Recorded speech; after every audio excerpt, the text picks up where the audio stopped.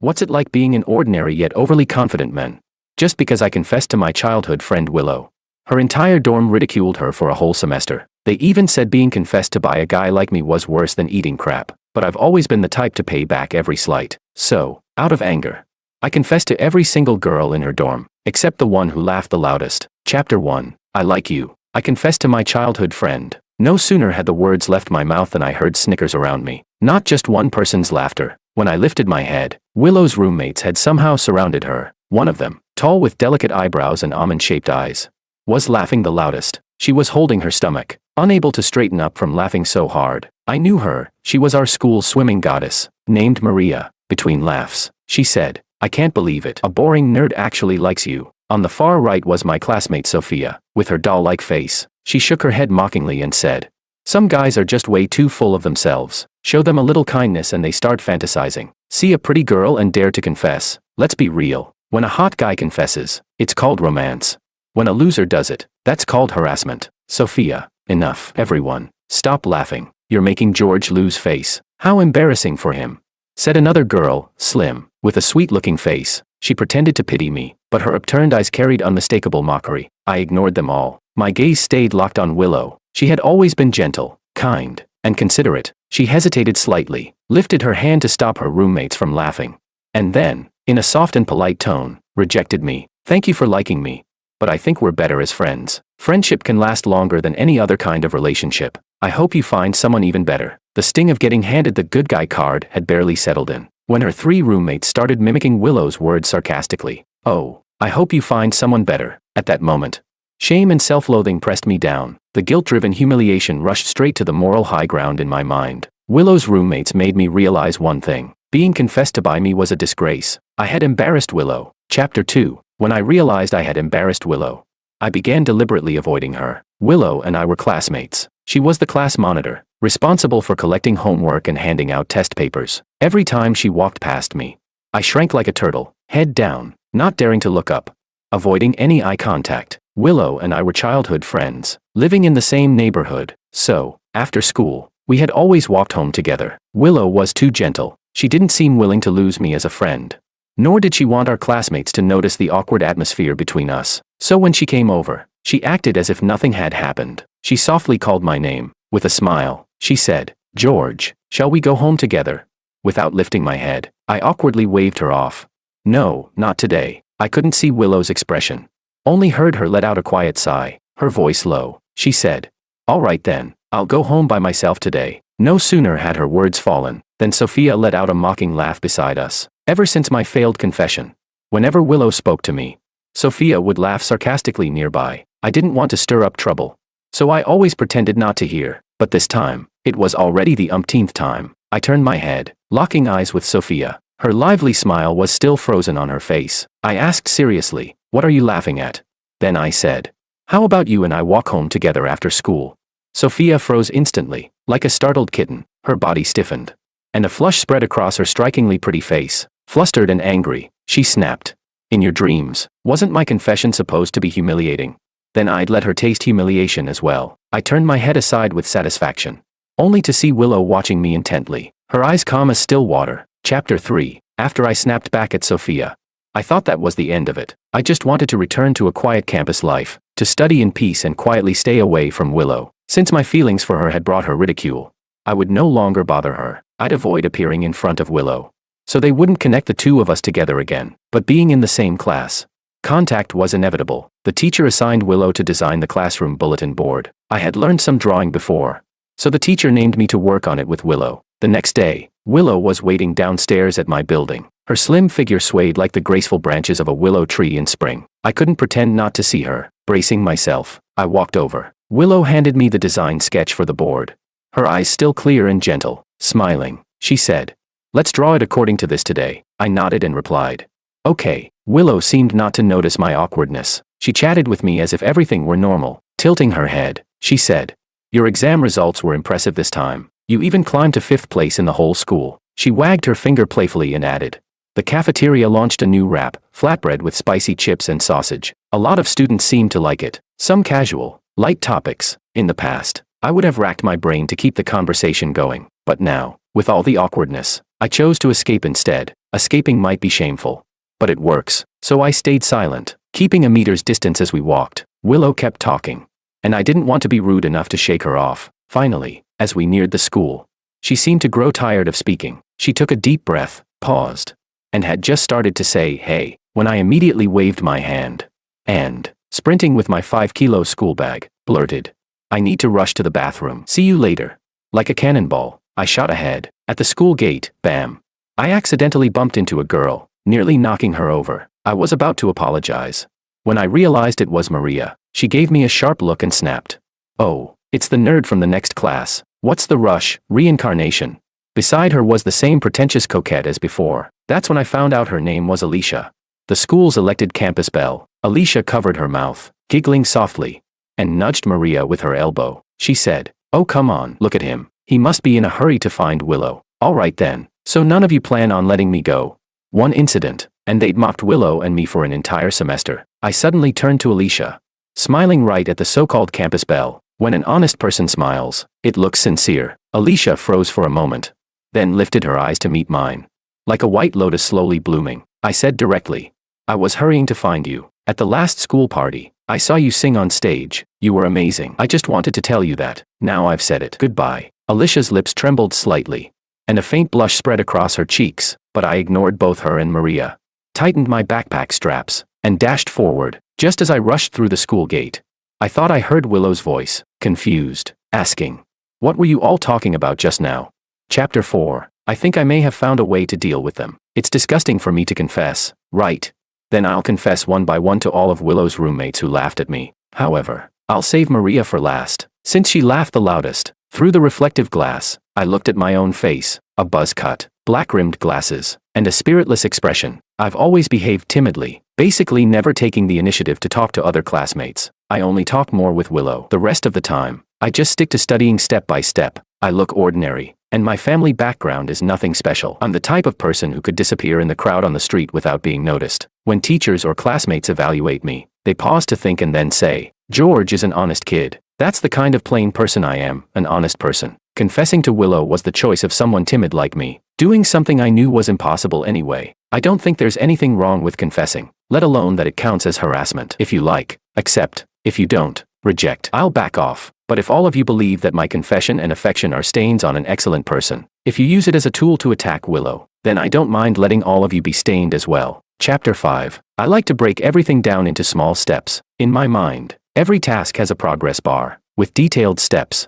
That includes my revenge for their mockery of me. The first target is Sophia. After I snapped back at Sophia last time, she kept quiet for a few days, but soon, she became unruly again. When the monthly test results came out, Sophia was dead last. Her family is well off, and the only reason she got into class 1 was because her family paid someone. She wasn't good at studying to begin with, and since the teachers lecture quickly, she always ends up at the bottom. Although the teachers are wary of her family background, she drags the class average down too much, so when the results were handed out, the teacher couldn't hold back and scolded her. If you'd use even a little brain, you'd realize I've explained this problem countless times in class, yet you still got it wrong. I'm speechless. You're 200 points lower than the second to last. You clearly aren't suited for this, and yet you still. The teacher didn't finish, but the implication was obvious. It wasn't the first time she complained about Sophia transferring into the class midway. All the classmates turned to look at Sophia. As long as it was related to Willow, I avoided it. So I didn't look at her. The classroom was very quiet. The air seemed frozen. Then, I heard the sharp sound of a chair leg scraping the floor. It was followed by Sophia's voice. Unlike her usual sharp and cutting tone, this time it carried a clear tremor. She said, trembling. I listened, but I just didn't understand. So what? If I don't understand, I just don't. It's not like I'm taking the college entrance exam. Her words only made the teacher angrier. The teacher couldn't help but scold. If you're not taking the exam, don't disrupt others. Everyone else here is working hard to study. Sophia's voice carried grievance as she retorted. Who did I disturb? The teacher said, your deskmate Willow. She got second in the whole class this time. Sorry, I was first. The teacher continued. Stop talking in class all the time. You two even share the same dorm. Can't you learn from her? A dull thud. I lifted my head and saw Sophia run out of the classroom like a bullied housewife. Chapter 6. Willow immediately stood up. The teacher, unable to keep face, scolded Willow to sit back down. She said, focus on your class. Don't worry about her. The school gate is locked. She can't run out. After class, I'll contact her parents. All the other students lowered their heads. The atmosphere in the classroom felt heavier. I noticed the teacher's voice while lecturing carried clear impatience. I raised my hand and spoke in a lowered voice. "Teacher, let me go find her. I know her parents. I'll persuade her." The honest and studious persona I had built over time was working in my favor here. The teacher didn't doubt my lie. She nodded slightly at me. I walked out of the classroom, with no intention of finding her. I was worried Sophia would lose control of her emotions, grow jealous of Willow, and then use me to attack Willow. I was also worried she might expose my confession. I thought for a moment, considering the unoccupied places in the school. After circling around, I finally found Sophia in the auditorium. She didn't look like her usual harsh and biting self. Her head hung low as she sat in the first row. When I approached, she lifted her head at the sound of my footsteps. On her pretty doll-like face, her eyelashes were wet. She asked, "What are you doing here?" Her voice carried a sob, but she stubbornly tried to hold back tears. She looked like a little girl forced into the spotlight, being pointed at by everyone. She said, "I get it. You're afraid I'll tell the teacher that you like Willow, so the teacher won't trust you and Willow anymore." She let out a cold snort. The top student liking the second place one. Hilarious. I really want to see the teacher's expression then. She started spitting venom again, talking nonstop. I sat down beside her, letting out a sigh. I said, "I'm not worried about you telling the teacher." Locking my eyes on hers, I said firmly, word by word, "I came out because I'm worried about you." She froze for a moment, blinking rapidly, her lashes fluttering like butterfly wings. Maybe my gaze was too sincere, because she stopped cursing and slightly turned her head to avoid my eyes. I carefully chose my words. "I know you feel wronged, and that's why I'm worried about you. The teacher was wrong to say you have no brain, and she shouldn't have compared you to Willow either." At the mention of Willow, she reacted instantly, glaring at me. "Are you trying to say I'm not as good as Willow?" That's exactly what I thought, but out loud I said, "No, you just have different foundations. Willow focuses solely on studying, so her basics are strong. You, on the other hand, have wide-ranging interests, so your foundation isn't as solid. After all, you're a rich family's daughter. You've been exposed to a much broader world since childhood." I added, "But I think you're clear-headed, opinionated, outstanding, and independent. Smarter than Willow." Dear God, what a lie. If it were a normal person, they'd probably think I was insulting her. But Sophia isn't normal. Her eyes sparkled, and she eagerly asked, "Then how do you think I can strengthen my foundation?" "I want to prove that I'm smart." It seemed like Sophia had thought of an idea. She said, "Aren't you the top student in the class? Then tutor me." "Okay." She lifted her head, wearing the look of a young lady who had chosen her candidate. With arrogant pride, she said, "My family has plenty of money. If you help me raise my score by however many points, I'll give you 100 times that number in cash. 100 points would be 10,000 yuan. How could anyone refuse that?" Chapter 7. This money is really hard to earn, because Sophia is truly dumb, and her foundation is terrible. She just isn't cut out for studying. When I tutor her, I have to explain something 5 times before she understands. I really feel like giving up. After school, I was tutoring her at a milk tea shop. Even after the 5th explanation, she was still staring blankly with her almond-shaped eyes wide open. I couldn't take it anymore. I grabbed the drink on the table and sucked it down furiously, using sugar to calm my irritation. When I raised my head to continue explaining, Sophia, however, was sitting very quietly. I turned my head to look at her. She sat in her seat, gaze lowered. Only the slightly trembling tip of her pen assured me she wasn't asleep. I pressed down my anger and said, "What are you spacing out for? Write the steps." I poked Sophia with my pen, but she softly said, "Why you drank my milk tea?" Shit. I looked down. The 2 cups looked exactly the same and had been placed close together. I must have picked up the wrong one just now. I quickly apologized. "I'll buy you another one." "Sorry." Sophia turned her head, her cheeks burning red. She said, "No need." We continued working on the problems. There was some silence and awkwardness between us. After a while, Sophia suddenly said, "Don't you like Willow? I don't think you stand a chance. A lot of people confess to her, and you're the most ordinary one." All the guilt from drinking the wrong cup just vanished. I calmly replied, "Oh, I see. Well, I don't like Willow anymore." She was shocked. "What?" Sophia's ears practically perked up. I paused, then continued, "I realized, I kind of like you." "Yeah, being liked by me must feel disgusting. Huh. Especially for someone like you, a rich girl who's always had whatever she wanted since childhood." I quietly waited for Sophia to stand up and mock me with her usual sharp tongue, but the ridicule never came. Instead, she pressed her lips together and said, "Well, I guess you do have taste." Sophia awkwardly turned her head, as if trying to keep her mouth twisted in sarcasm, but the corners still couldn't help rising. She seemed to be looking at the billboard outside. After a while, when she saw I wasn't responding, she turned her head back, only to find I had gone to buy her a new milk tea. I said, "Here's your confession gift." I placed the milk tea in front of her, smiling. I said. Your first cup of milk tea in autumn. She gave a little snort and said, I usually only drink Starbucks. Speechless. Chapter 8. Thanks to my tutoring, Sophia's grades improved quite a bit. As her desk mate, Willow clearly noticed the change. Willow asked her, "You actually learned this problem? Last time I explained it to you 3 times and you refused to listen." Sophia sat at her seat, carefully folding a milk teacup sleeve. After folding it neatly, she tucked it into her math book. Willow asked curiously, "What are you doing?"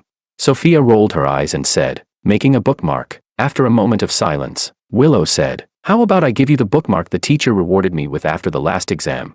Sophia snapped impatiently, "I just like this one." With a loud thud, she slammed the book shut, as if afraid Willow might stare at it for too long. I was standing behind the blackboard, witnessing the whole scene. I had just finished drawing an illustration on the side of the board when Willow came over to me and said, "Break time is a bit short. Let me finish drawing the border first. After school, we can finish it together." I gave a small and handed her the chalk before turning to leave, but the moment Willow started walking toward me, Sophia's eyes never left the two of us. I thought she was going to make some snide comment again. Unexpectedly, Sophia darted over quickly, snatched the chalk from Willow's hand, and said with indignation, "He has other things to do after school." Huh? Willow looked puzzled. After all, Sophia and I had no interactions. Just as Sophia was about to mention the tutoring, I quickly interrupted. "I really do have something to deal with after school. Something came up at home, so I need to go back early." Willow pouted slightly. "I see." She lowered her gaze slightly, then suddenly lifted her head to look at me and asked, "Do you need my help?" Her eyes were soft, like the sunlight of early spring, warm enough to melt anyone. I shook my head. No need, because I was lying. There was nothing at home. It was Alicia who had messaged me on WeChat, inviting me to watch her music competition. Chapter 9. I had been so focused on studying that I hadn't even heard of Alicia. After asking classmates, I learned she was voted the campus belle on the school forum, though honestly, I suspect she canvassed for those votes herself. I don't think she's prettier than Willow. Many people describe Alicia as both talented and well-behaved, with a gentle personality. She's the same gentle type as Willow, except Willow looks a bit more genuine. At least she doesn't spend all day marketing her persona. After I praised Alicia as excellent last time, she added me on WeChat. Then she invited me to watch her music competition. Alicia participates in many music competitions, though most don't amount to anything. In essence, they're just ways to polish and package her persona. The competition was on Saturday. Meanwhile, Willow had messaged me on WeChat, asking me to do homework with her on the second floor of McDonald's. Doing homework at McDonald's is really nice. You can eat burgers and drink soda. Normally, I would happily go, but because my confession had failed, I pretended I hadn't seen Willow's message. What can I do? After all, I'm a timid, honest person, and if I'm timid, then I have to behave timidly. There's a kind of cowardice called spiritual victory. So I cut ties with her in my mind, like a turtle retreating into its shell. If I can't see the problem, then the problem doesn't exist. I packed up and headed to Alicia's music competition. She asked me to meet her in the dressing room first. Inside, I saw Alicia already made up. At this age, very few girls wear makeup. Who could understand what I felt, seeing her with makeup on?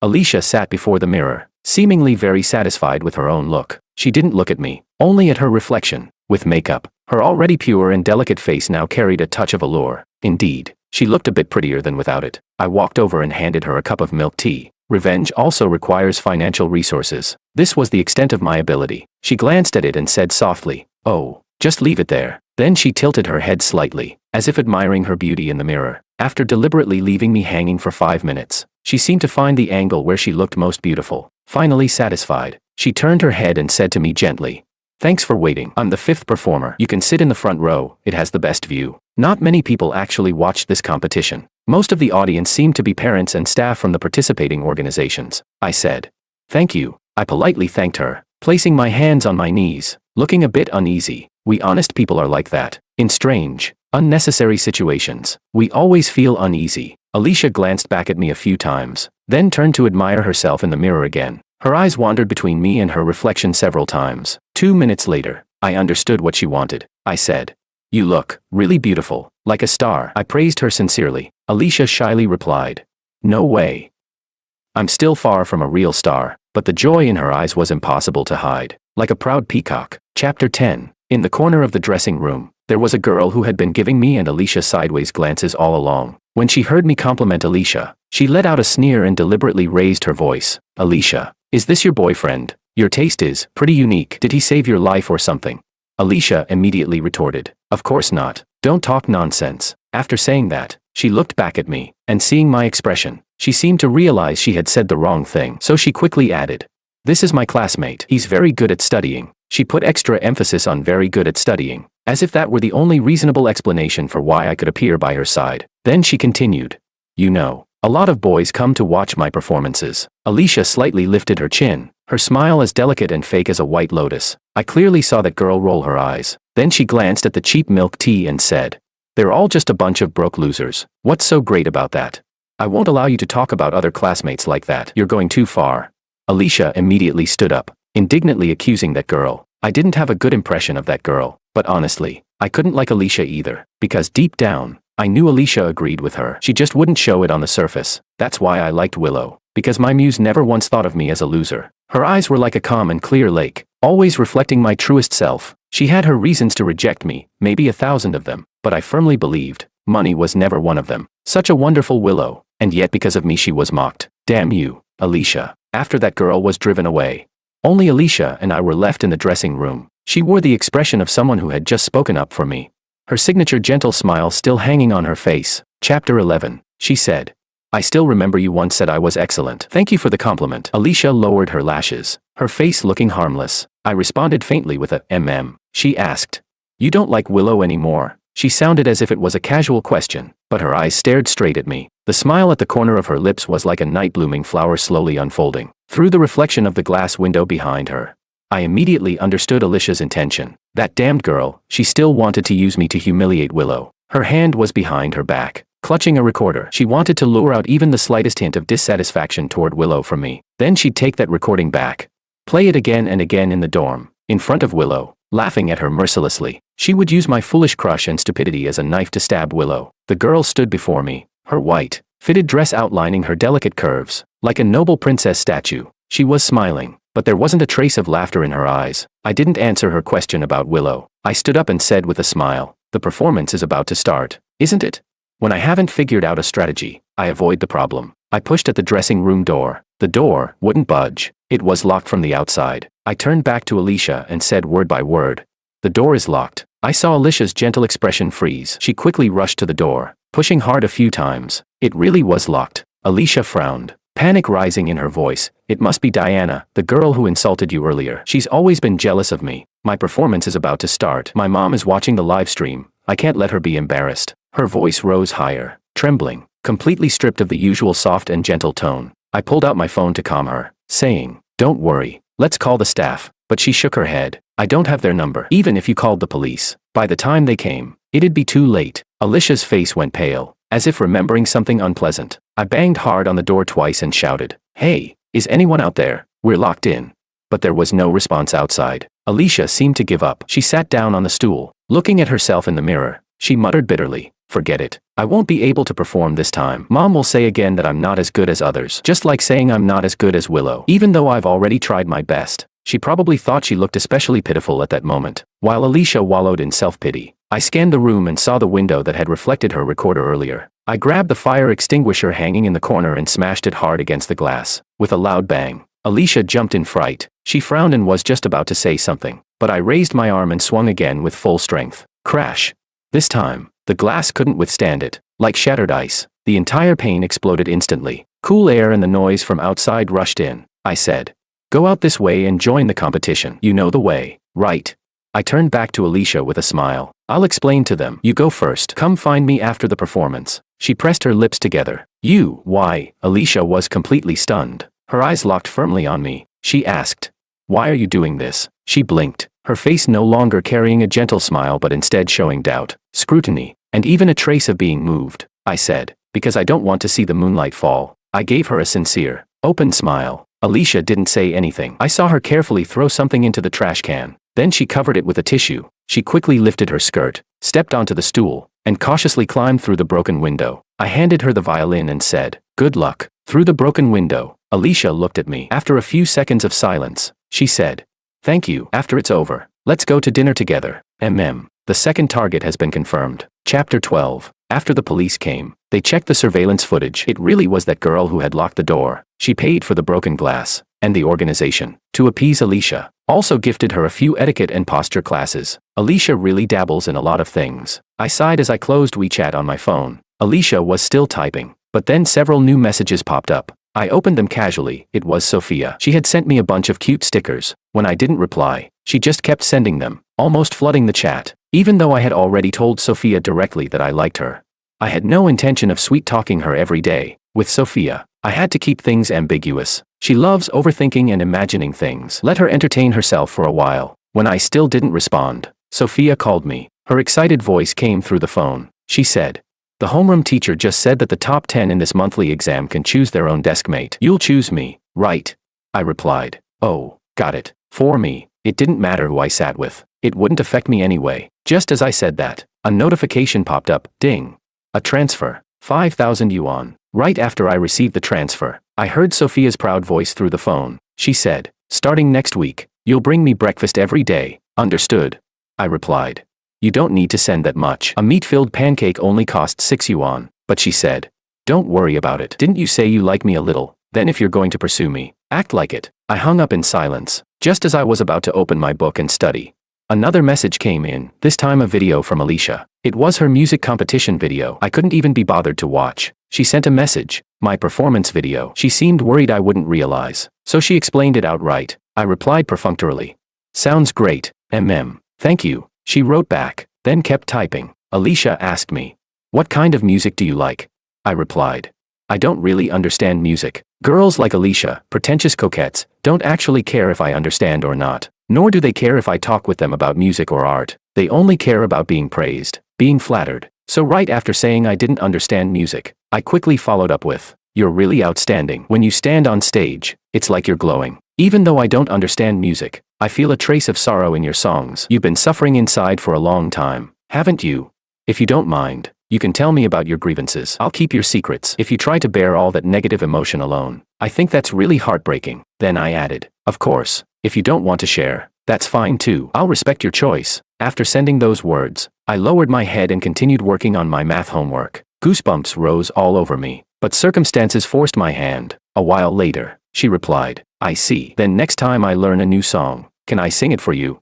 I replied, "Sure, I'll look forward to it." I wanted to end the topic quickly. "Go practice your singing. I still have homework to finish." The next second, she suddenly sent me a message, "You can like me." Then she quickly retracted it. I froze, not replying. Then she sent another, "You can try to like me, because I'm better than Willow." Retracted again. Another, "You can try to like me. Okay, I can do a lot. I play violin, dance." Retracted again. What the hell, is she sick? Finally, she stopped retracting. She wrote, "My mom is always away on business trips, so I've taken care of myself all along. I know fashion, I can do makeup, and I can bake. I learned all this by myself. Do you want to try being friends with me? I can make delicious snacks for you." I replied, "Thanks, but I need to do homework now." Doesn't she have homework too? How does she have so much time to play on her phone? My dad was already urging me to hand over my phone, so I sent back, "I saw everything you retracted." After a minute's pause, she was still typing. Sometimes, half-said words make the other person's heart feel like it's riding a roller coaster. I typed one word on the keyboard. Okay, Chapter 13. The next day at school, I remembered to bring breakfast for Sophia. When I arrived, I saw her sitting properly in her chair. I placed the meat pancake and soy milk on her desk. I swear I had only ever heard women scream in videos before. This time, I finally heard it in real life. Her voice suddenly shot up so high it startled the student studying early in the morning. She shouted, "Ah, did you really walk several streets just to buy me breakfast? I'm so touched." In an instant, all eyes turned to me. I felt a bit embarrassed and quickly lowered my head, hurrying back to my seat. Since the teacher hadn't arrived yet, what had just happened set off whispers among the classmates. Very soon, it became the topic of small conversations. Willow's gaze shifted between me and Sophia. She let out a soft sigh, then walked up to the podium to maintain order. After morning self-study ended, Willow came to me and said, "George, the teacher asked us to go carry the homework books." I nodded and went with Willow to get them. On the way to the office, I stole a glance at Willow. She was slender, graceful, and her delicate face was calm. I quickly pulled my gaze back. The next second, I heard her clear voice. "After this exam, when it's time to choose desk mates, I'll choose you," she said. "Your physics scores are very good, and my Chinese is decent. We can complement each other." Willow spoke as if it were a very ordinary matter, but in my heart, waves were stirred. I wanted to be her desk mate. We walked side by side into the office. When the teacher saw us, she joked with the teacher next to her. "Our Willow is clever." I told her to find someone to help carry the homework. And look, she found someone right away. On the way back, I felt a bit excited. When we returned to our seats, I heard Sophia speaking to Willow. With a smug smile, Sophia said proudly, "Oh dear, I won't be your desk mate anymore, Willow." While working on her exercises, Willow casually replied, Then who will you sit with?" Sophia answered, "George, of course. He promised to pick me. I told him not to, but he insisted on choosing me." Willow's pen paused ever so slightly. Then I heard her gentle voice, "I was planning to choose George. He's really good at studying." Sophia's smile froze instantly. After that, neither of them said another word. Chapter 14. After class began, the teacher announced that we could choose our seats, just as the homeroom teacher was about to let me choose first. Sophia's serious voice rang out, "Teacher, I want to sit with George. If I'm his desk mate, I'll definitely listen attentively in class. Last time, when you said I wasn't studying hard, I already realized my mistake. Besides, George and my family know each other. He'll definitely help me with my studies." Since the homeroom teacher had scolded Sophia in front of the whole class before, she already felt a bit guilty. And with my earlier lie about knowing Sophia's parents, Sophia used those 2 points as leverage to make her request. Then, she turned her gaze toward me. With a pitiful expression, she said, "George, you also said you wanted to be my desk mate." Under the pressure of all the classmates' eyes on me, my gaze couldn't help but shift toward Willow beside Sophia. Willow's hand was tightly gripping her pen. Her eyes were lowered, giving nothing away. The homeroom teacher urged me, "Sophia makes a good point. George, what do you think?" If I didn't choose Sophia, she would definitely get upset. She might even cry and run out again. The teacher's tone also clearly suggested I should choose Sophia. The surrounding classmates started whispering, voices rising. Through the crowd, I looked at Willow. I heard Sophia tugging on Willow's arm, pleading, "I know you're the best. Willow, just let me have this, okay? I already told the whole class about it. You can't embarrass me like this, right?" Then, I heard Willow's calm voice. She said, "Teacher, let me choose first. That way George can think about it." She added, "I'll choose Makoto as my desk mate." The boy named immediately let out a cheer and quickly packed up his things. Willow also began packing her bag. Her expression remained faint the whole time, showing no trace of sadness. Only, when she was packing, a few books slipped to the floor by accident. She crouched down to pick them up. I sighed and said, "Then I'll sit with Sophia." In my heart, I thought, "Willow, you've always been so considerate, always putting others first. You always take care of everyone's feelings, but what about your own?" Chapter 15. Sophia and I became desk mates. She happily sat beside me, then leaned close to my ear and whispered, "Of course I get to sit with you." I gave her several shopping cards. "You know," she added, "isn't it great sitting next to me? You're so happy you can't even speak. Now let's see how you perform next." Those lively almond eyes of hers sparkled so brightly, practically overflowing with pride. Being desk mates wasn't in my original plan, because I always believed people should have some boundaries. It's better to pull and push within the lines of those boundaries. But it's fine, I had my own way of handling it. For now, my main task was to prepare for the final exams. I had to take first place, so in class, I ignored Sophia and kept my head down taking notes. To my surprise, Sophia was also diligently writing beside me. I found it strange, since when did Sophia study so hard?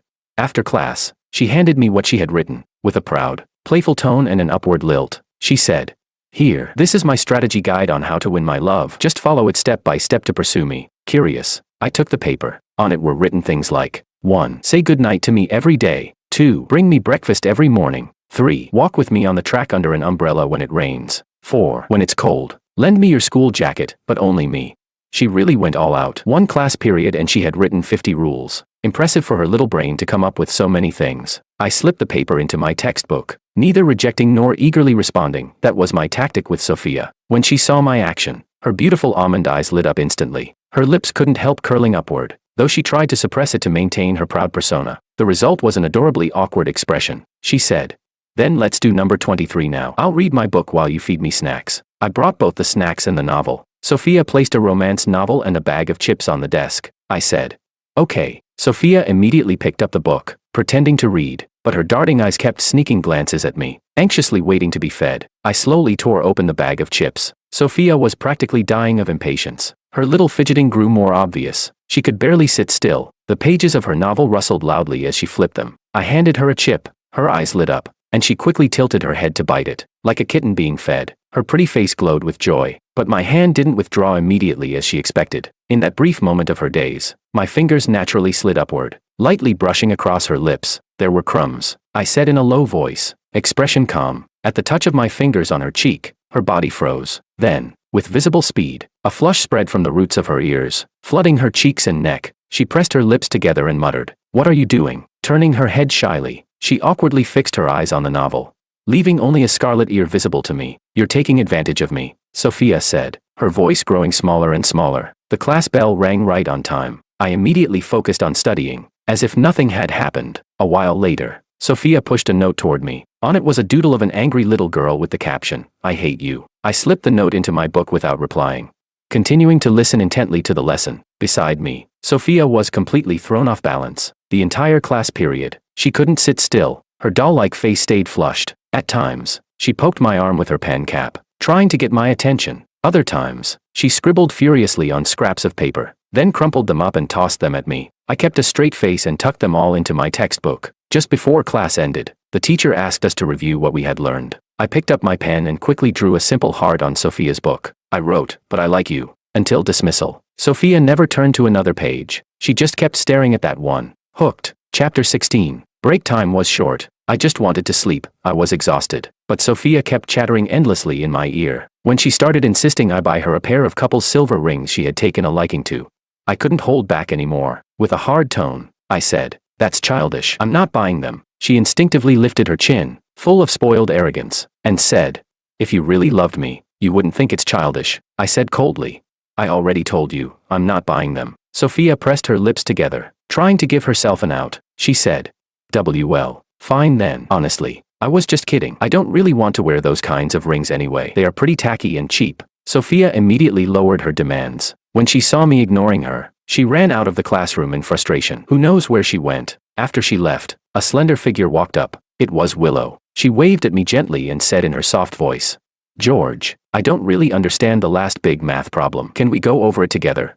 "Sure," I nodded. Willow obediently sat down in the seat in front of me. She deliberately avoided Sophia's empty seat. She lowered her head slightly, revealing a pale, delicate neck. Her profile in the light looked cool and a bit distant. I glanced at the problem and began sketching auxiliary lines. The classroom was quiet, only our hushed discussion and the scratching of pens could be heard. Very quickly, that silence was shattered. A sharp female voice burst out beside us, anger laced with grievance. She shouted, "What are you two doing?"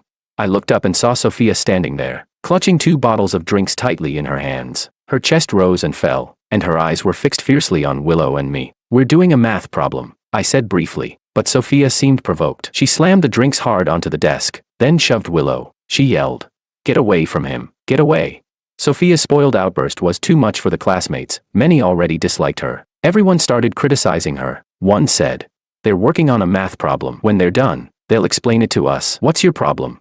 Another added, "Seriously, even if you don't study, you shouldn't stop others from learning." Someone else muttered, "Poor George, having to sit next to you." The classmates' words turned Sophia's cheeks bright red with anger. Willow never argued with anyone. She simply sighed helplessly and turned to leave. Before leaving, she handed me her Chinese notebook. She said, "George, didn't you miss writing down some answer templates during class? I copied them. You can use mine." I had just accepted the notebook and was about to thank her, when Sophia suddenly exploded. She snatched the notebook away, and like a madwoman, tore it to shreds. She screamed hysterically, "You disgusting pretentious coquette, he doesn't need your notes.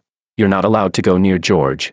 The harsh sound of ripping paper filled the air. White scraps fluttered before us and slowly drifted down. The entire class was stunned by her insane behavior. The room went utterly silent, leaving only the faint sound of paper settling and Sophia's angry, tearful gasps. As the sheets fell to the ground, Sophia furiously stomped on them again and again. "Have you gone insane?" I asked. Lifting my gaze to her, I said, "Do you even realize how important those notes are to us? You don't study, and now you're ruining it for others too." The accusation in my eyes made Sophia freeze instantly. I said, "Apologize to Willow, then copy her notes over again for her." My voice was ice cold. My eyes locked on Sophia. Now, it was time to close the net. Chapter 17. Forget it. Willow frowned, just about to ease the tension, but the moment her voice sounded, Sophia acted like her tail had been stepped on, exploding on the spot and screaming, "I don't need your fake kindness." Her gaze shifted to me, cold-faced and expressionless. Her pretty face was full of disbelief and resentment. Her sharp voice carried a sobbing tone of grievance. Choking back tears, she said, "You want me to apologize to her?" She continued, "George, how could you sit with her and smile while doing problems? How could you defend her? How could you make me apologize to her?" Each of her questions was louder than the last, nearly hysterical. I said, You're too vicious. I continued to condemn Sophia. My words made Sophia tremble all over. It was visible, the rims of her eyes turned red instantly. Her long lashes fluttered like butterfly wings, trying to hold something back, but she couldn't stop the tears from spilling down her cheeks. She bit her lip and whispered, "You said I'm vicious." She repeated the word, her voice suddenly dropping, but the tears still kept flowing. I said, "Isn't it true? You're the most vicious and brainless person I've ever met. Sophia, words are knives. All the hurtful things you once said. Every second I spent with you afterward, I never forgot them. Now this knife, I thrust it back into you. Do you feel it?" Looking at my cold expression, Sophia stumbled back a step, almost staggering. Tears stuck the strands of hair at her temples to her pale cheeks. Lowering her voice, she said to me, "George, I hate you." The moment the words fell, she shoved the chair aside and ran out of the classroom. The classmates around us were stunned. They had always thought Sophia wasn't normal. Today confirmed it. I could only reassure the others.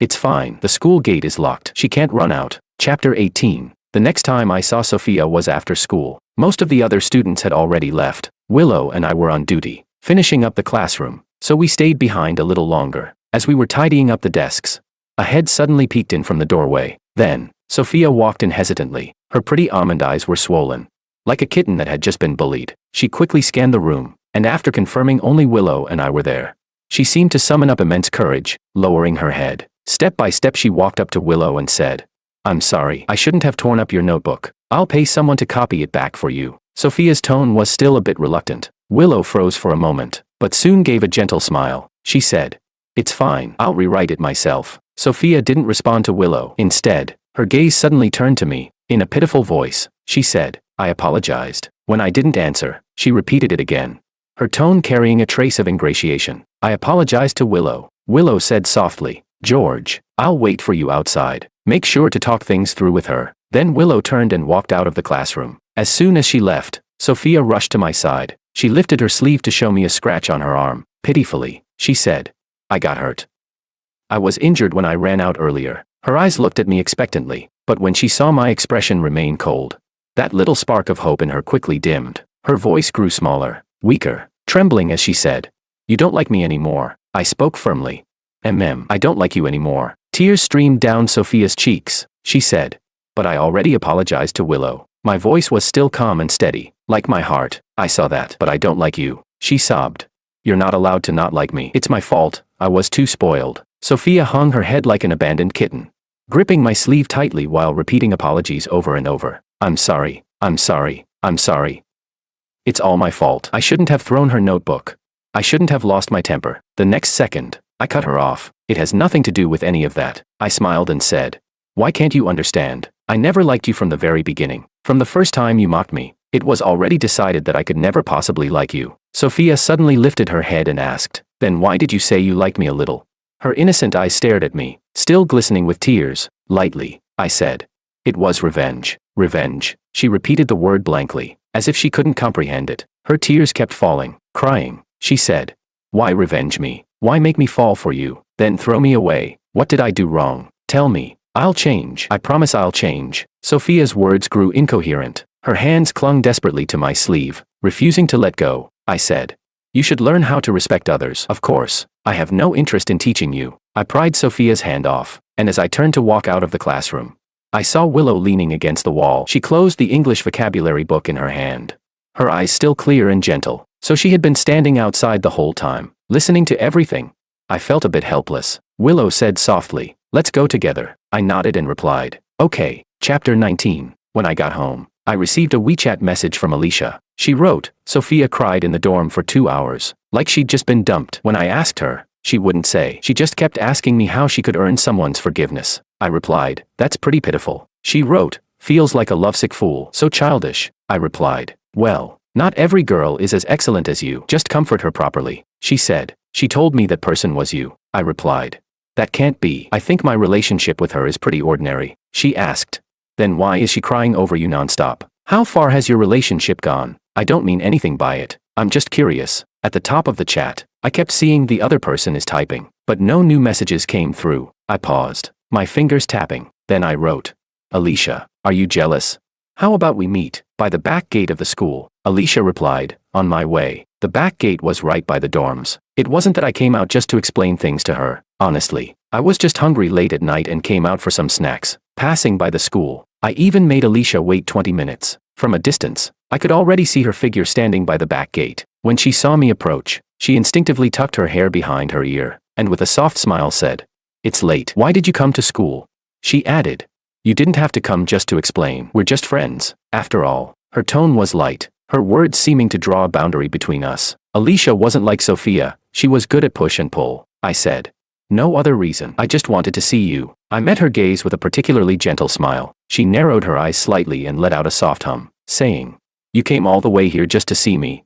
Her voice rose lightly at the end. "Yes," I answered with complete sincerity. Alicia's eyes looked especially gentle in the dark night, like two pools of clear water. I said, "Well, now I've seen you, so, good night." I turned to leave. 1 second, 2 seconds, 3 seconds. "Wait," Alicia's soft voice called from behind me. I turned back, deliberately showing a puzzled expression. She said, "Come here." Her voice was alluring. I walked over. Alicia raised her slender, fair hand. She quickly pulled off her hair tie. Her hair fell loose instantly, spilling smoothly over her shoulders. She gave her head a little shake, her black hair rippling like water. The next second, she slowly slipped that hair tie onto my wrist. She said, "Good night, George." Chapter 20. Sophia seemed to have found a direction. She began devoting herself to making peace with me. She seemed to believe that it was Willow who had influenced the relationship between her and me. So she started imitating and targeting Willow. First, she imitated Willow's personality. For example, Willow usually loved to smile and spoke gently. During class, Sophia forced a smile in my direction. It was giving Uncanny Valley vibes, but for now, she didn't dare talk to me, and I ignored her. Next, she copied Willow's outfits. Sophia, who had always loved wearing luxury brands, suddenly began dressing in preppy academy-style skirts every day. Even the color of her shoes matched Willow's. Willow studied very diligently. Sophia also wanted to copy this, putting on an effort act by flipping through pages quickly, taking endless notes, and trying to create the appearance of being hardworking. When she encountered easy problems, she would suddenly clap her hands and loudly mutter to herself, "Oh, I get it now. This is so easy." When she came across hard problems, she would leave them blank and pitifully say, "I really need to find someone to study this with me, who can help me." On one math test, aside from the multiple choice questions, she left everything blank. No one paid her any attention. She even came up with the dumbest trick of all, trying to get my attention by talking to other guys. She carried a test paper with over 80% blank answers to the top student in our class, forcing him to tutor her. Everyone in our class thought she was acting crazy. They didn't dare reject her outright, so they reluctantly explained 2 problems. But during the explanation, Sophia didn't listen seriously at all. She kept stealing glances at me from the corner of her eye. Her expression seemed to say, "If you ignore me, there are plenty of others who won't." Willow watched this ridiculous act and felt it was disturbing others. She walked up to Sophia and, in a restrained tone, said, "Sophia, stop it. He's busy too." Immersed in her little performance, Sophia reacted as if she had been kicked. She suddenly raised her head and shouted rudely, "It's none of your business. Stop pretending to be nice." This was all Alicia's idea. She's the one who really cares about me as a true best friend. It was the first time I saw Willow angry. The always gentle and quiet girl now showed an expression of speechless disbelief. She frowned and said, "If you keep this up, I'll ask the teacher to change seats. Our main task right now is to study. Please don't disturb others." Her voice was calm, but her tone was unusually firm. Chapter 21. Before the final exams. It snowed. Lately, I had been overthinking too much. Maybe my immune system couldn't keep up. I caught a cold. During class, I was afraid my coughing would disturb everyone. So I always tried to suppress it, or cough quietly, but it was hard to hold it in. So after class, I went to the water room to get some hot water, hoping drinking would help. When I returned to the classroom, I found that the windows, just ventilated a moment ago, were now all closed. Willow was standing at the last window, tiptoeing to shut it. Even though it was snowing, our PE teacher hadn't gotten sick, so we had an outdoor class in the snow. PE class was combined for Class 1 and Class 2. Most of the students from both classes happily rushed out together to play. Some had snowball fights, some slid around on sleds. Even the gloomy Sophia from before was crouching on the ground, letting Maria pull her arms and slide her around for fun. I, with my cold, just stood on the side watching the snow. When I turned my head, I noticed Alicia had somehow walked over beside me, standing shoulder to shoulder with me, wearing a thick scarf that didn't really match her style. Alicia asked, "Why aren't you playing in the snow?" I replied, "I caught a cold." Then I put on my mask. I casually asked, "Why aren't you playing either?"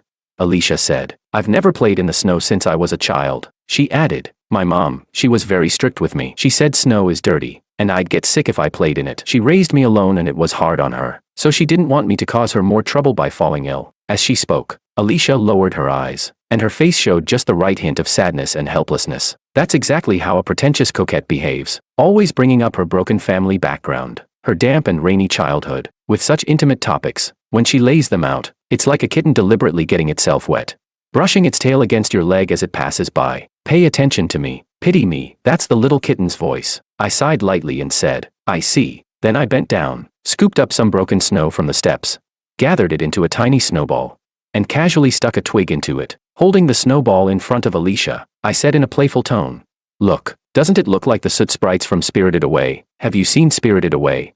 Actually, you're a bit like the heroine inside, innocent and kind. There's a kind of feeling girls call vibe. At that moment, I looked at her sincerely, smiling as I held out the snowball. Alicia paused slightly, then carefully picked the snowball from my hands. It was too fragile. The snowball instantly fell apart. We looked at each other. Alicia couldn't help but laugh. I gave an awkward smile, but her laugh was especially gentle. I said, there wasn't enough snow. Before I could finish, I sneezed. Alicia's slender, fair hands held her scarf. She slowly unwrapped it. Then tiptoeing, she draped it around my neck. She lifted her head, so close that I could almost smell the citrus scent on her. I remembered hearing Sophia complain that Alicia had been using perfume since middle school. That's how a school beauty is, an exquisite girl. In a soft voice, she said, this is actually something I knitted for you. On her always perfect image, her cheeks revealed a trace of girlish shyness. She added, knitting scarves is one of my tiny, insignificant skills. Chapter 22. While Alicia was chatting with me here, she forgot one thing. This was PE class. Even though we were in a nearly empty hallway, with a flower bed blocking the view in front, that couldn't block a madwoman. Sophia had been gritting her teeth, standing behind a pillar, watching us. No one knew since when she saw Alicia put her scarf on me. She rushed out. Sophia grabbed Alicia's hair in one hand. She cursed angrily. Slut, who told you to seduce him? I treated you as my best friend, and you sneak behind my back to seduce him. Before Alicia could even respond, Sophia yanked her hair and slapped her across the face. In an instant, a big red mark bloomed on Alicia's pale cheek. At first, Alicia's face showed shock, but very quickly it turned into anger. She bit her lip and shouted, Sophia, are you insane? You lunatic. Let go of me. Ah. Sophia tightened her grip on Alicia's hair, hysterically screaming insults. You filthy bitch. Go get a part-time job at a bar. Take your scarf and get lost. We're not best friends anymore. But Alicia wasn't just going to take the beating. She grabbed Sophia's wrist and raised her leg to kick her. The two of them tore into each other. The noise quickly drew over other students, but no one dared to step in. Willow, who had been in the office helping a teacher grade assignments, came running when she heard the commotion. Seeing the scene, her face showed a trace of shock, but she quickly calmed down, walked forward, and pulled them apart. She asked, do you both want to get punished? I spread my hands and stood aside with a look of confusion. Willow glanced at me and shook her head helplessly. Once separated, Alicia instantly regained her composure. She said, sorry, I didn't mean for this to happen. It was Sophia who suddenly went crazy. Sophia glared at her, eyes flashing sharply. She spat.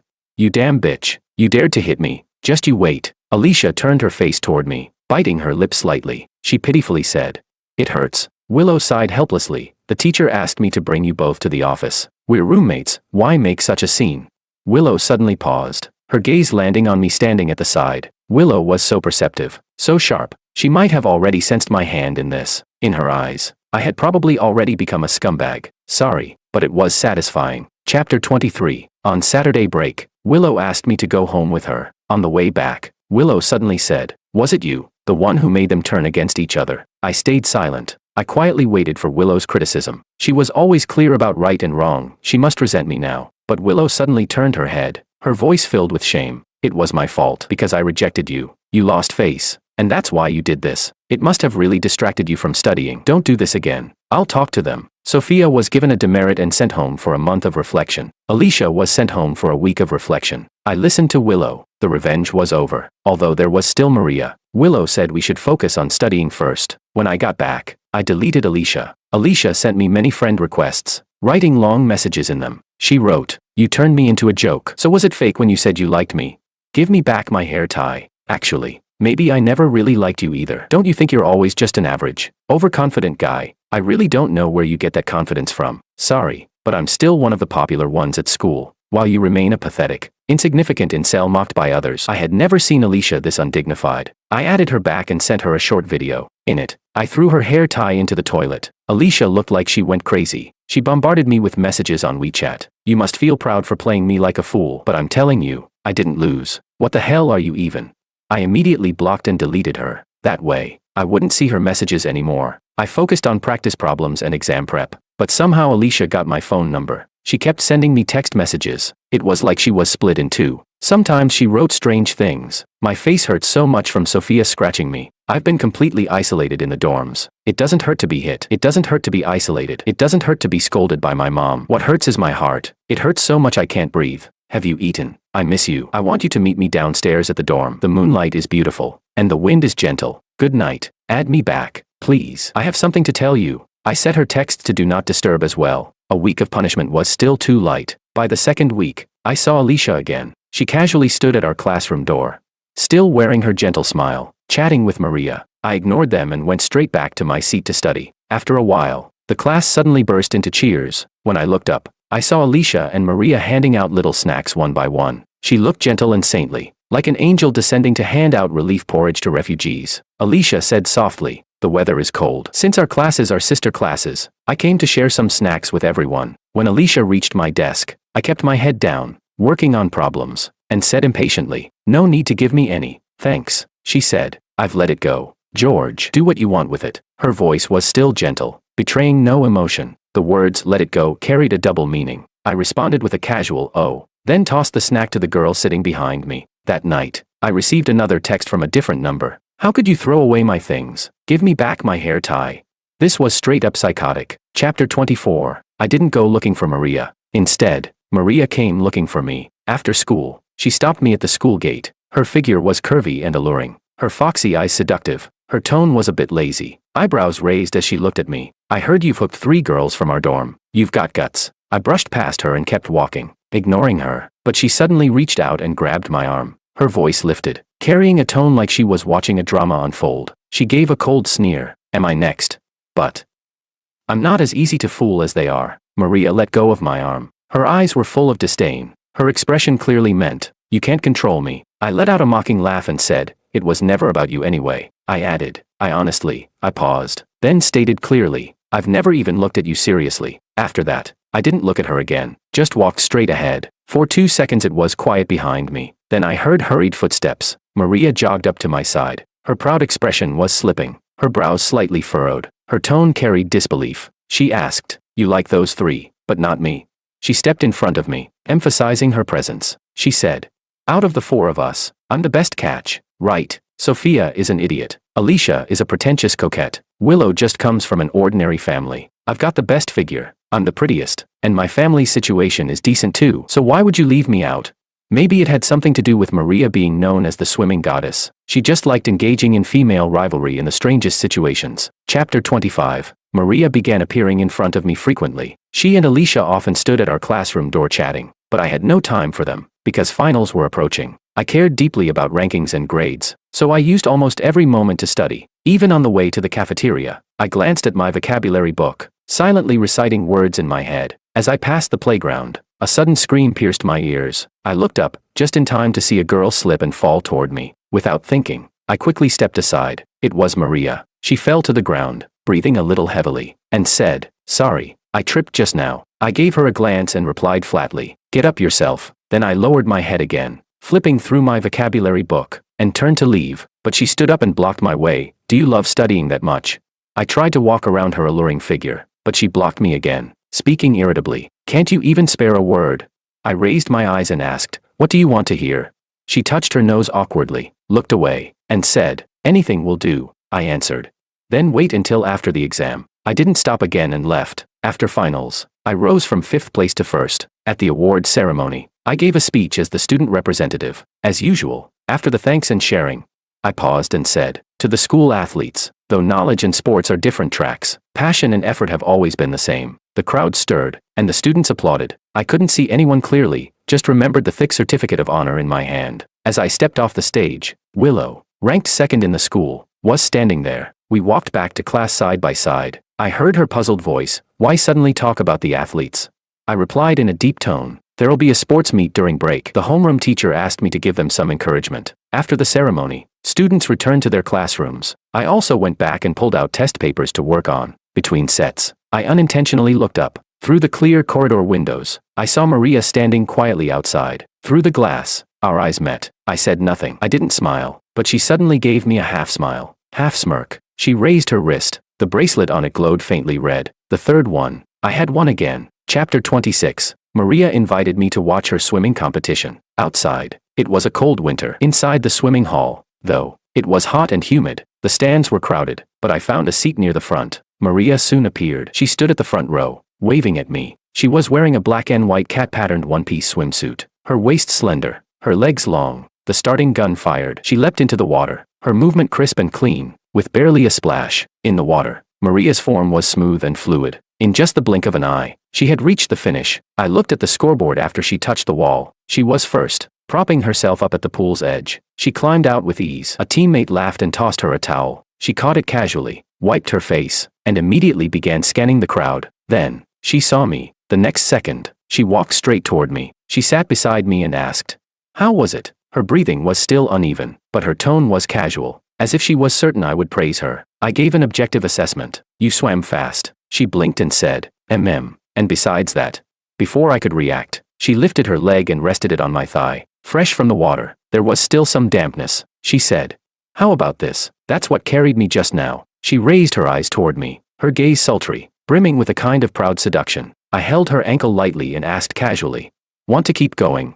The moment I finished, Maria instantly pulled her leg back. The proud expression vanished at once, and her cheeks, ears, even her neck flushed bright red in an instant. She said, "Not now. I just turned 18. She held up her towel to hide her face, which was already completely red. In a lowered, shy voice, she whispered, "After graduation." I asked, "What are you talking about?" "I was asking if you have another race." I looked at Maria in some confusion. Maria immediately tossed the towel onto my head. With a sulky tone, she said, "How did I never notice before that you're so good at teasing people?" Chapter 27. After the swimming competition ended, I walked Maria home. By then it was already late. The neighborhood lights glowed from each household. The night breeze was sharp and cold. At the entrance of her apartment building, I was just about to leave, but Maria suddenly hooked her arm around my neck, and in an instant, she pressed against me. Her fragrance crashed unprepared into my nose. I asked, "What are you doing?"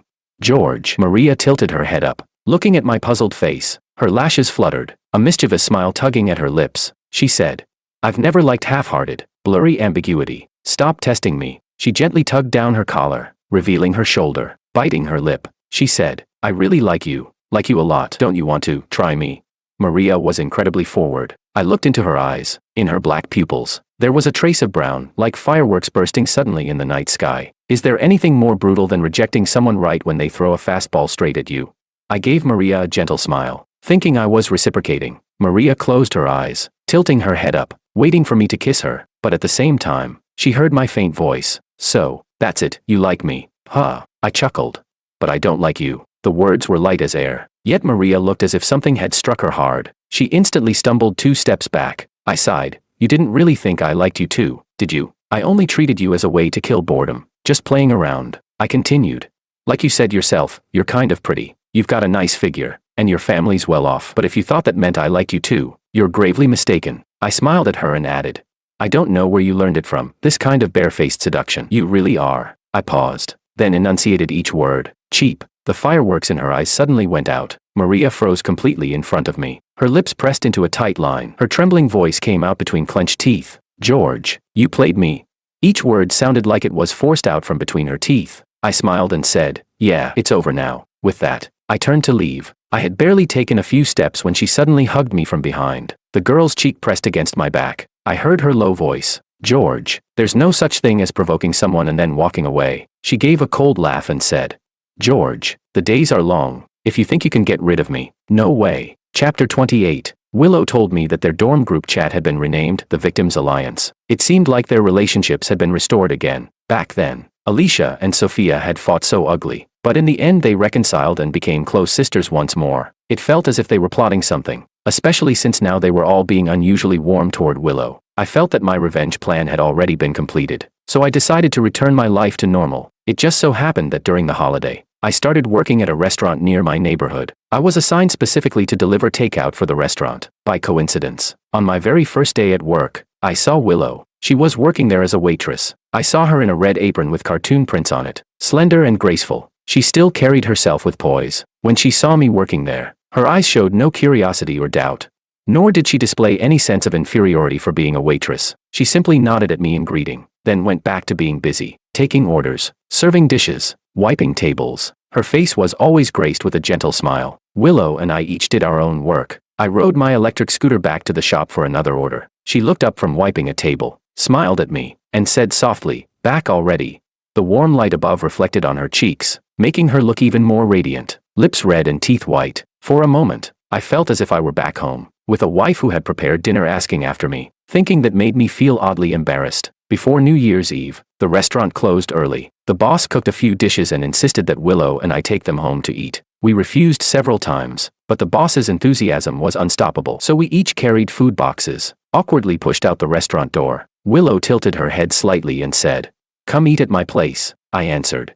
"All right." Chapter 29. I knew that Willow's parents had died in a car accident when she was 12. At that time, things were very hard for her. Her uncles all came scrambling for the compensation money. Willow had stood there among them, being pulled back and forth. I even saw one aunt scold her. "You just had to make them come back for your birthday. If not for you, would they have gone on the highway in the rain and died? How could you be so selfish?"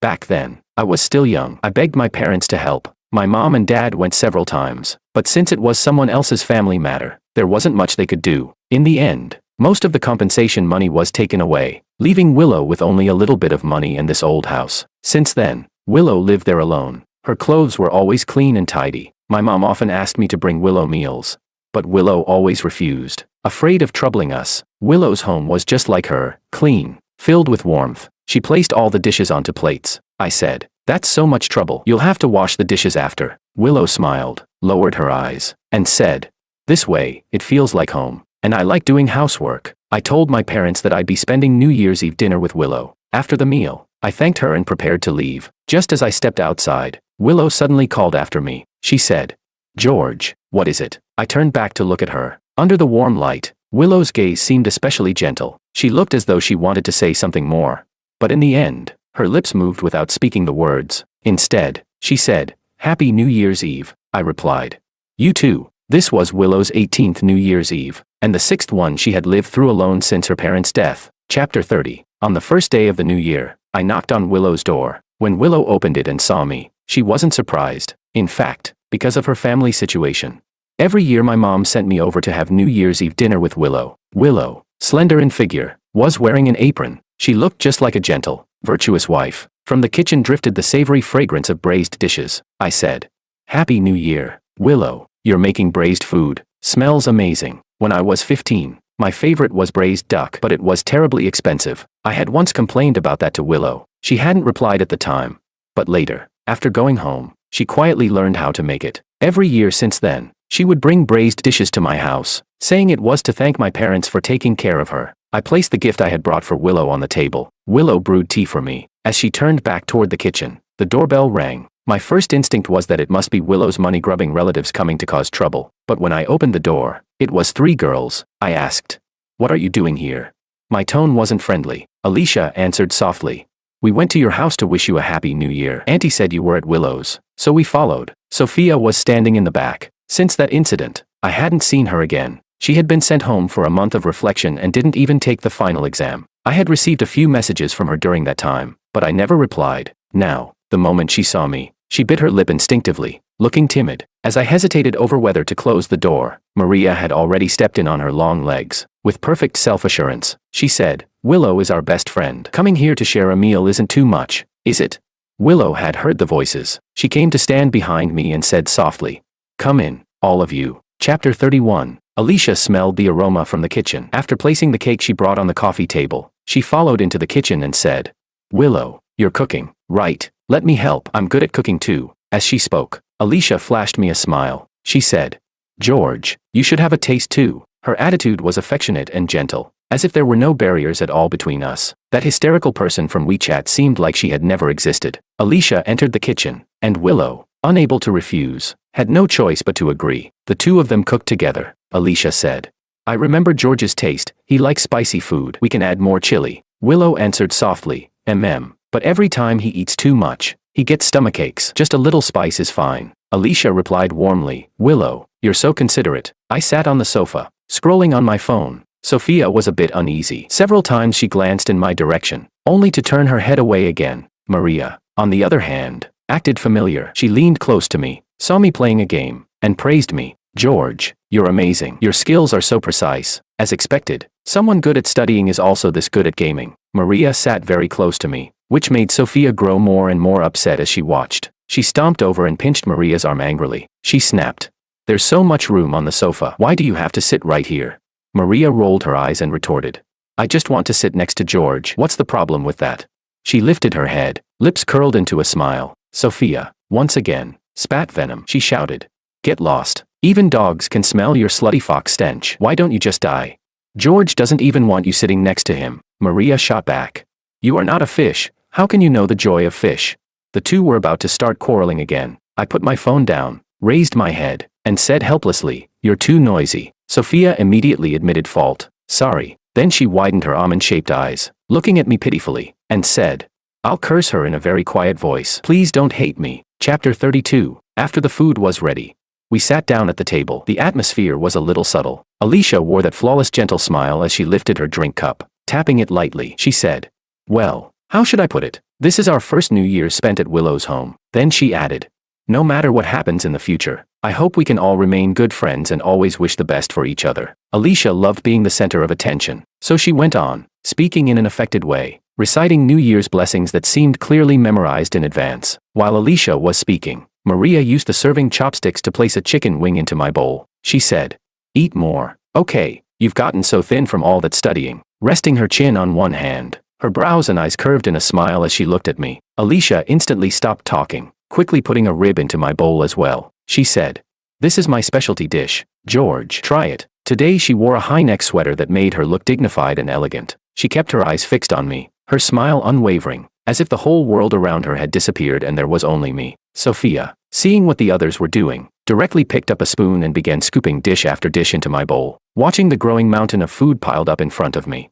I started to get annoyed. I was just about to slap my chopsticks heavily onto the table, but Willow noticed the displeasure on my face. She said, all right now. Her calm, gentle voice sounded at just the right moment. She reached out to pull Sophia's spoon away, her gaze soft as she looked at me. She said, let George eat properly. His bowl can't even hold more food. She feigned anger and added, if anyone keeps causing trouble, they won't be allowed to join when we go release the wishing lanterns later. Sophia immediately behaved. Maria's gaze drifted between Willow and me, her lips curled in a half-smile. Meanwhile, under the table, Alicia kicked my foot, but unfortunately, she got the wrong person. She had kicked Willow's instead. Chapter 33. After dinner, we went to release wishing lanterns. By the riverside near the neighborhood, the open space was safe. Every year, many people came here to set off wishing lanterns. We went together in a big group. The sharp evening wind blew against our faces. The wide river stretched out, its edges glowing red from reflected lights. Willow handed out the lanterns she had prepared, telling everyone to write down their wishes. Sophia tried to lean in to peek at what I was writing. Before I could dodge, a hand had already yanked her ponytail, dragging her away like pulling back a disobedient puppy. It was Maria. Willow gently persuaded Sophia, wishes are something private. If someone else sees them, they won't come true.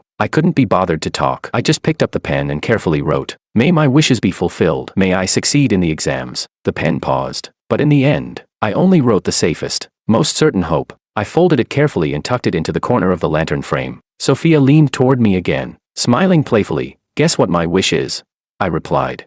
I won't guess. My refusal was blunt and decisive. She said, then I'll tell you. It was as if she hadn't heard my rejection at all. She leaned closer, her fingers subconsciously pinching my sleeve and shaking it lightly. Her beautiful almond-shaped eyes reflected the river's sparkling golden ripples, shining brightly. She said, my wish is that every single one of the wishes you just wrote comes true. No sooner had Sophia finished than Alicia's smiling voice slid in like the night breeze. What a surprise from our little princess. You can score 30 points in Chinese, yet say something so tender. How long did you scroll on Douyin before finding such a perfect script? Sophia shot back. Go to hell. I thought of it myself. You're just jealous of me. Sophia bristled instantly, baring her teeth and claws as she lunged toward Alicia. I glanced at the two of them, and Sophia quickly shrank back pitifully, while Alicia also stopped. On the other side, Willow's wishing lantern was already floating gently upward. Maria didn't release a lantern. She just stared at the cold river surface, her back to the dark sky and the river of light above. Turning her head slightly toward the quiet Willow beside her, she asked casually, "Willow, what's your wish?" But before Willow could answer, Maria cut herself off. "Actually, no need to tell me. I can guess. Definitely something about seeking fulfillment, right?" She gave a short, mocking laugh, her voice drifting with the wind. Sounding careless, she said, "I don't believe in this kind of thing," but her eyes glowed with an unusually bright light. She said, "What I want has never been about luck, it's about fighting for it myself." Willow replied softly, That's very good. Sometimes, I really envy your courage." Maria's eyes burned with intensity. She stopped smiling and let out a cold hum. "Then keep on envying me." A moment ago, she had been staring blankly at the river. Now, Maria stood tall. She said, "Willow, I admire how you grew up with no one to rely on, yet still stayed resilient and independent. It must have been tough, right?" Willow's profile looked a bit weary under the flickering light. She said, "It's fine," Maria said. "Then keep suffering alone." Her voice was cold and detached, carrying no comfort at all. If anything, it sounded like a declaration of war. She said, "I know you're pitiful, but don't drag others down with you. People stuck in the mud only drag down those closest to them." Sinking deeper and deeper, Willow interrupted softly, "I know." Her clear, cool voice cut Maria off. She lifted her gaze to the faint red glow in the sky. Her voice was so light it nearly melted into the wind. She whispered, "How could I not know?" Chapter 34. At first, I didn't really understand what the three of them were trying to do, but after the new term started, I found out. It seemed the three of them had agreed to target Willow first. Every time Willow appeared within my sight, within 2 minutes at most, they would pull her away for various reasons. Then, one of them would come over to talk to me. Each time it was a different person. It was like they were taking shifts, each got exactly one turn. No more, no less. I thought maybe they had really reconciled, but when I got home at night, I would again receive messages from all three. Alicia's long essays were mainly about putting others down to make herself look better. Maria sent body photos every day without fail. Sophia was the most creative. She made a group by chat, added my mom, and even pulled in over 200 shills. Every day she let my mom buy things for 0 yuan. My mom said she was a thrifty, capable girl. I was speechless, because the college entrance exam was approaching. I had no time to deal with them. Time felt as though it had slowed to a crawl, each day long and heavy. Perhaps noticing how hard I was studying, the three of them restrained themselves somewhat. Sophia also stopped talking to my mom to sing her own praises. On the last class before dismissal, she was there carefully folding the sleeves of every milk tea cup I had ever bought her. Actually, there weren't that many. Sophia lowered her head, seriously saying, "I know I'm kind of dumb, and not as pretty as the others," she said. "Ever since I was little, anything I wanted, my parents would hand to me, so I don't really know what to do. All I can do now is not cause you trouble. I'll be obedient. I'll listen, please don't abandon me." The day after she said this, the teacher arranged for Willow and me to be desk mates, so we could encourage each other in our studies. Sophia was moved to the very back row of the classroom, back to the seat where the teacher overlooked her. But this time, she didn't make a fuss, she didn't throw tantrums, she didn't slack off. She kept her head raised, listening intently to lessons she couldn't understand. A classmate asked her, "Weren't you not going to take the college exam?" She replied, "I want to try once." On the classroom wall, there was a board of wish notes for university dreams. I saw her handwriting, "To prove myself in front of the person I like." Chapter 35. Maria also returned to the swimming team. After several rounds of tests, she finally got her wish and entered the provincial team. The provincial team had stricter management. I heard she had to hand in her phone. One day, while I was pouring all my strength into studying for senior year, I suddenly received a WeChat message from her at night. She wrote, "Have you been doing well lately? I just got approved for leave. Only 2 days. I'll go to the school to see you. You probably won't welcome me. I'm sorry. I shouldn't have called you a boring bookworm. Actually, I really envy how good you are at studying. I'm sending you this contact. It's a famous Chinese teacher. I remember Chinese was your weak subject. He'll add you." At the end, I got a voice message from Maria. She said, "I still like you, but this time I'll be waiting for you in the future." Her voice was slightly choked, but her tone was unusually resolute. Alicia also gave me a call. She was busy with her music school entrance exams, so she rarely came back to school. I didn't answer her call, but she left me a message. "Sorry, I was too arrogant before. I looked down on you. In fact, all the excellence I packaged myself in isn't even a tenth of yours. I have a lot to say, but I'll leave it until after the college entrance exam. Good luck on the exam." Chapter 36. I didn't think too much anymore. My brain was stuffed with knowledge, hardly daring to relax for even a moment. I even brought a vocabulary book to the bathroom. Relentlessly, endlessly, I squeezed every drop of energy out of myself. For someone from an ordinary family like me, the college entrance exam was my best path forward. The same was true for Willow. Almost at the same time that my pen never stopped moving, the sound of her pen scratching across paper echoed in my ears as well. Our desk wasn't piled high with books, because the moment either of us nodded off, the other would poke them awake, making sure we both returned to our exercises and lectures. When the class bell rang, we would both collapse onto the desk together, leaning our heads sideways to sleep. I had seen Willow's sleeping face. Her profile looked soft and gentle. All of us were giving everything, nerves taut to the extreme, to help us relax. The homeroom teacher even invited us to the school pond to catch fish. The school had released 600 fish overnight for us to catch. That day, I caught a big one. I put the fish into Willow's bamboo basket and said, "A carp leaping over the dragon gate." After that, everyone quietly returned to studying. On the blackboard, I used red chalk to write, "The effort you give will never be wasted." Just as jade is refined only after being washed and polished by water over a long time, so too can a person achieve something only after enduring trials. In the sweltering June heat, the college entrance exam finally arrived. After finishing all the subjects, I walked out of the exam hall with my pencil case in hand. Sprinkler trucks on both sides sprayed water into the air,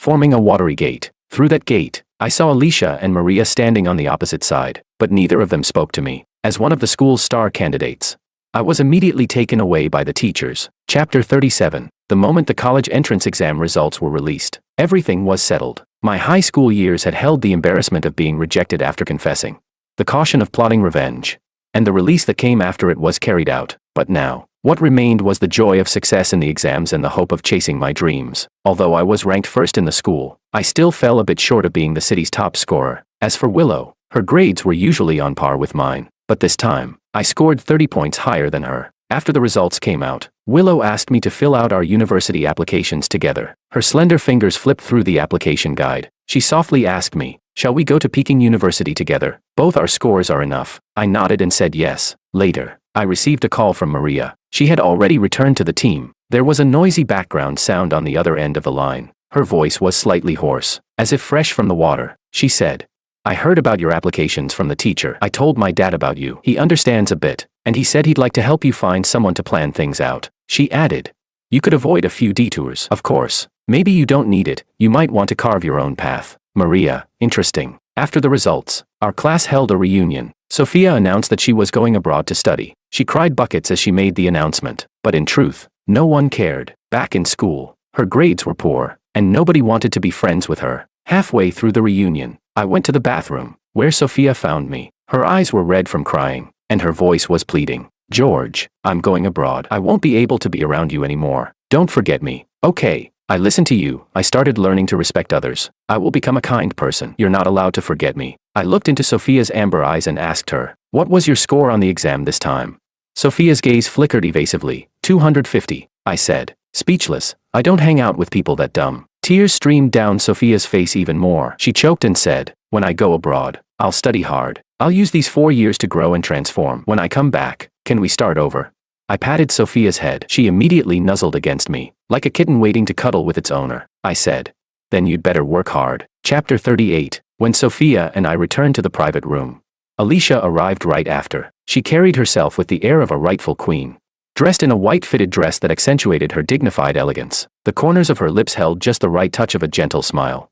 Her voice clear and melodious, she said, "Sorry to disturb everyone. In that case, George and I will head back first." Then she added, "George, let's go." She walked a few steps closer, her breath carrying a faint sweetness, as if it were only natural. She said, "I've already spoken with Auntie on the phone. She told me to go back with you and meet your parents." So, it seemed Alicia had also been contacting my mom privately. The moment Sophia heard that, she instantly bristled. This was her signature move. She immediately used her position as the group buy organizer to message my mom. Within 5 minutes, my mom called me. "George, you'd better bring Sophia home. She said she'll give me 2 boxes of free-range eggs tomorrow." I was speechless, and hung up decisively. The classmates who had stayed behind sensed the strange atmosphere, and tactfully found excuses to leave. Soon, only the 3 of us remained in the private room. Alicia didn't seem upset at all about my mother's sudden change of heart. Seeing that I was still sitting there, she very naturally sat down beside me. Her phoenix eyes shimmered with watery light as she looked at me, carrying a hint of softness and vulnerability. She said,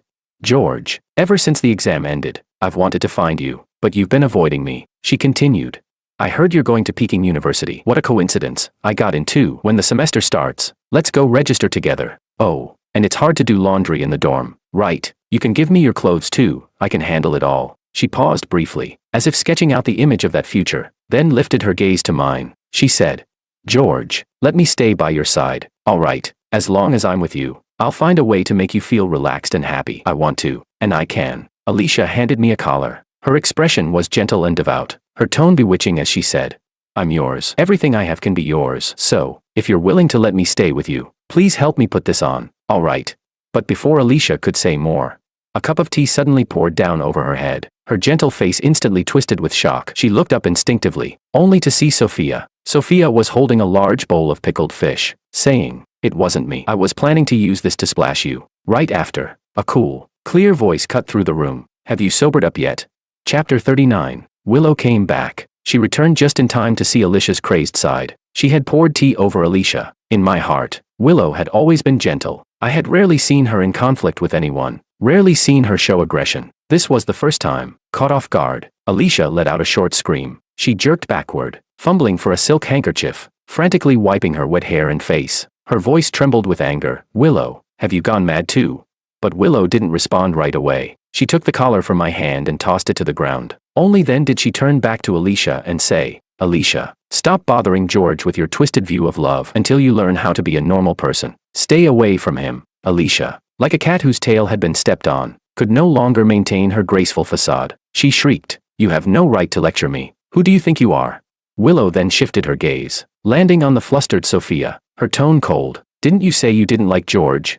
Sophia's face looked aggrieved. I'm sorry, I lied. I still like him. Willow let out a cold laugh and said, I can't stop your feelings, but I can stop your entanglements. Alicia had finished wiping her face. She lifted her head, her brows and eyes sharp again, a smile curling on her lips, but her voice dripped with venom. She said, And what right do you have to stop us? Don't forget, you were the one who rejected his confession. Alicia deliberately emphasized the word rejected, her voice crisp and clear, but Willow pressed her lips together and said, Because I like George. She closed her eyes briefly, as though making a firm decision, and continued, Because I like George. I didn't want to accept his confession lightly. Because I like George. When I was mired in difficulties, I didn't want to drag him down. Because I like George. I wanted to make sure I was someone worthy of him. I wanted to wait until I was independent enough, until I deserved to accept his confession. The private room fell into sudden silence. When she finished, Willow turned to look at me. She gave a gentle smile, her gaze tender as water, and said, That's why George and I both applied to Peking University. We'll go to the same city. I looked at Willow and asked calmly, Willow, do you like me?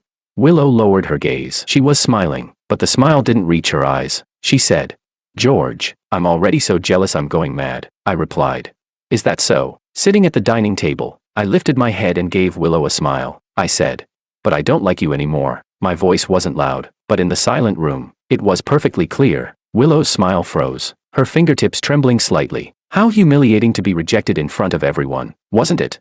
You'd always been so aloof, didn't this hurt your pride? But when you watched me being mocked, and always maintained your distance as just a friend, how do you think I felt? You could keep your dignity, you could ignore the ridicule, but me? I had always confessed openly, dated openly. I never liked pulling or dragging, I liked playing straight, and yet you never expressed yourself clearly. Always hesitant, always half refusing, half inviting. You rejected me, yet couldn't stand to see me with others, always sending mixed signals. Is this really the Willow I once saw as my untouchable white moonlight? I had already seen through you. I had already stopped liking you. Our relationship would end here, completely. The last target of my revenge. Willow. Willow's left hand went to her neck, a defensive gesture. She didn't want to be humiliated in front of Sophia and Alicia. She had always thought I couldn't let her go, even held a faint sense of superiority. But now, she was more embarrassed than Sophia or Alicia. Off to the side, Sophia let out a stifled laugh. Alicia was delighted, leaning closer to squeeze my shoulders, while putting on an exaggerated tone. Oh my, someone was really full of herself. Chapter 40. Willow still kept up that gentle facade. She asked, Why are you doing this, George? Have you had a change of heart? See, that's Willow. She crafted herself to look even more perfect than Alicia, even convincing herself that she was the innocent white lotus, that the fault must lie with me. I shrugged and said, I've simply seen you clearly, that's all. You've always thought yourself innocent, haven't you? Gently rejecting me, while still keeping things ambiguous. You knew your roommates mocked and humiliated me, yet you still maintained a good relationship with them, still came to talk with me in private. Don't you think that makes you even more fake than Alicia? Alicia chimed in weakly from the side. I even pretended to be your best friend just for George. Honestly, without George, who would even want to be your friend? And after we mocked George, you still carried on with us like nothing happened. She added. George, I know that couples are supposed to be one body, that they should always protect each other's dignity. Sophia rushed over and yanked Alicia's hair again. She shouted angrily, why don't you just drop dead already? Get lost. Willow bit her lip and tried to explain herself to me. She said, George, you know about my family situation. With that kind of background, how could I dare accept your feelings? I wanted to wait until I was independent, until I was worthy of you, before being with you. Sophia butted in again. Then you should have just stayed silent. Why speak up now? Going to college doesn't count as independence, does it? You spoke up because you panicked, didn't you? You thought we were shaking George. You were scared. Scared he wouldn't like you anymore. To put it bluntly, when George confessed to you, you weighed the pros and cons, rejected him, and thought you could keep him as a backup. I patted Sophia's head in approval. I praised. Smart little kitten. Sophia's eyes lit up instantly. She turned her head, gave a soft hum. Looking smug, Willow opened her mouth, as if wanting to argue, but in the clarity of my gaze, those words that might have convinced anyone else completely withered away. She suddenly realized, any explanation now would only make her look even more ridiculous and pitiful. Sophia was still shaking her head proudly, as if she wanted to carve the words "I'm so happy" on her forehead. Alicia had already taken out her phone, pretending to check the time, her tone airy as she said, oh dear, it's getting late. George, shall we head home? I stood up without sparing Willow another glance. I said, no need. I'll go back on my own. I put on my coat, my tone relaxed. At the doorway, I paused. Without turning back, my voice carried clearly through the room. A punctuation mark to tonight, and to the once innocent, bittersweet crush of the past. I said, Willow, I wish you a bright future. But as for us, this ends here. At 18, on the first day of the new year, I had spent it with you, and that was also our last year together. The door closed behind me, shutting out whatever sounds remained in the private room. The corridor lights were bright and quiet. My revenge plan, only now was it truly complete. The last, and heaviest, piece. My revenge was tearing off that mask of gentleness, forcing Willow to see her own hypocrisy clearly, to lose face in front of those she once thought beneath her, to give back to her, piece by piece, the humiliation and despair she once let me suffer. Willow was no longer the moonlight I once chased. At first, I had liked her resilience in hardship, her persistence and determination, but now, I had already learned those qualities for myself, and I liked myself more. Walking out of the private room, I received a message from Sophia. Her tone was still vicious. She said, Willow cried. God, it's the first time I've ever seen her cry. I'm so happy. I even took out my phone to record her. She covered her face, but the tears kept dripping down to the floor. I couldn't help but laugh. Sophia really was something. Always so bluntly malicious in everything she did. Chapter 41. In truth, I hadn't applied to Peking University, although my score was quite good, in a sea of talent across the country. At Peking University my score might not have secured me one of the top programs. Peking University had never been within my range of choices. By nature, I am reserved. And the path I have always wanted was one of scientific research and heavy industry. So, I changed my application to an industrial university in the south. My phone chimed. It was a message from Maria. She sent me another contact card, followed by a note. Actually, I have a relative at that industrial university. Do you want him to help you settle in early? Then a few more messages arrived. Sophia wrote, no matter where you go, no matter what you do, I will support you. Alicia wrote, wherever you go, I'm willing to follow you. I turned off the screen. These nobodies were just passers-by in my youth. Side quests I casually completed while focusing on my main mission of studying hard. From now on, I would continue to pursue that main mission with unshakable resolve. In a court full of nobles, a young man's name must be made.